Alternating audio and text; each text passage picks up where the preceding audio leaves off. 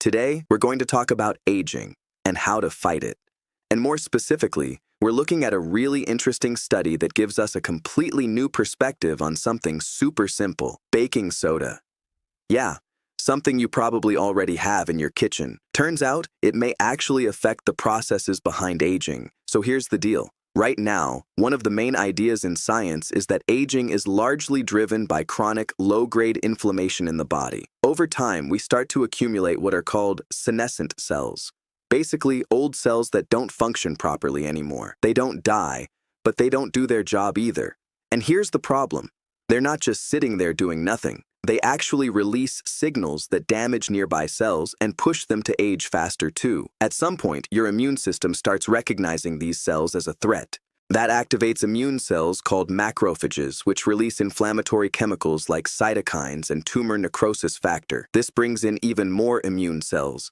They start breaking things down, and now you've got a cycle. Inflammation creates more damage, which creates more inflammation.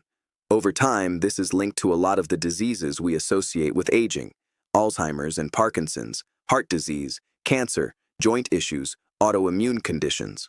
On top of that, chronic inflammation weakens something called regulatory T cells. These are the cells that are supposed to calm your immune system down. When they don't work properly, you're more likely to develop allergies and autoimmune problems. So naturally, a lot of modern medicine is focused on reducing this chronic inflammation.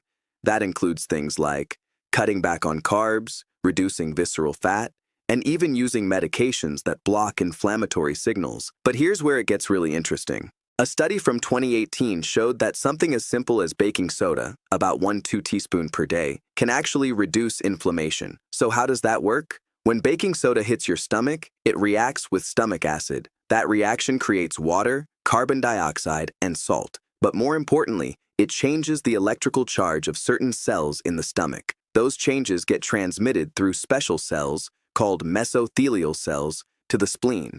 And the spleen is a major player in your immune system.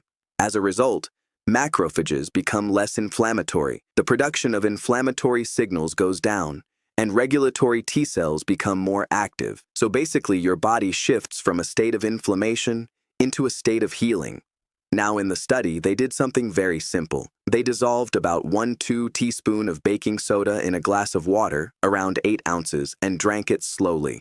It's probably best to do this on an empty stomach so the reaction happens more efficiently, and don't drink it too fast because it produces gas and that can cause some discomfort if you rush it. So what's the takeaway? A small amount of baking soda may help reduce chronic inflammation, which means it could potentially slow down aging and reduce the risk of related diseases. Now, this isn't a miracle cure, but it is a simple, accessible tool that might support your overall health when combined with a good lifestyle. Thanks for watching, and stay healthy.